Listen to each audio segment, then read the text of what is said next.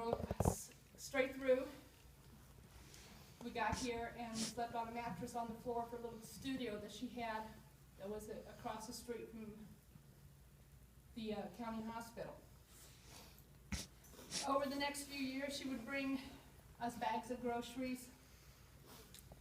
When I lost my 2 front teeth, she gave me $2. That was a lot back in those days. It's a lot right now, actually. I was so happy when she met who would become my Uncle Bob.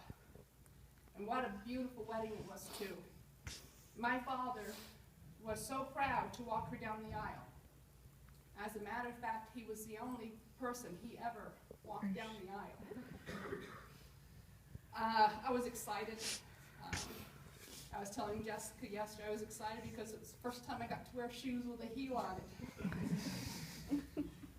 As I got older, into my teens and into my adult life, I would commiserate about problems. A problem we shared once in a while was a little bit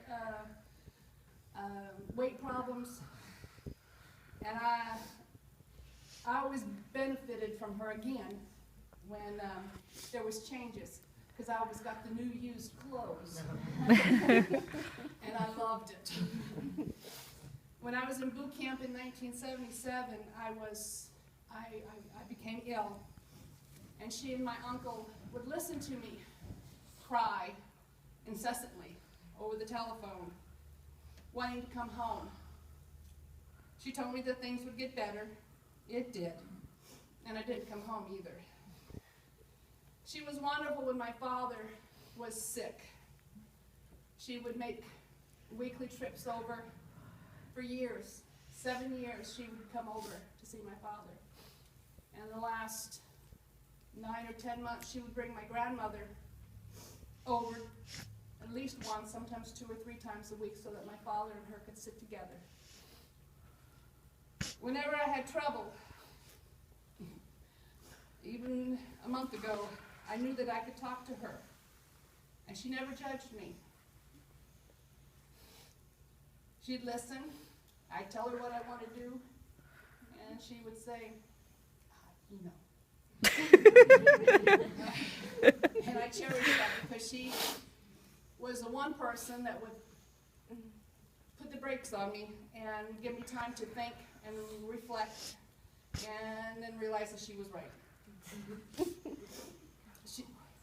Even if my mother had told me the same thing she had said, it would have to come from her. She always helped me. And like I said, sometimes not the way I thought it should be. But in the end, it always seemed to work out. There was a sad time when I didn't have anything. And if it had been for her, my children would not have had Christmas. She was Santa that year. And over the years, that was 20 years ago. No, 30 years ago now. Oh my Lord. I could never express to her how grateful I was. She also did so much for my mother the last 3 years of my mother's life. Between her and her dear friend Mary Garcia, they took such good care of my mother when I couldn't be here. Again, grateful just isn't enough. She did what a sister would do. I'm going to miss you terribly. And there's so many other stories. I got stories, Rob. I got stories you don't know. Jessica, Jason, Tyler. I got stories you guys definitely don't know. So if you ever want to know, give me a ring. There are the things, some that just her and I had shared in my, I'll be 56 next week, so a long time. There was just some stuff that just her and I shared. And no one, there's no one that will take your place. If you haven't already told them, please tell Mom and Dad hi, along with Grandma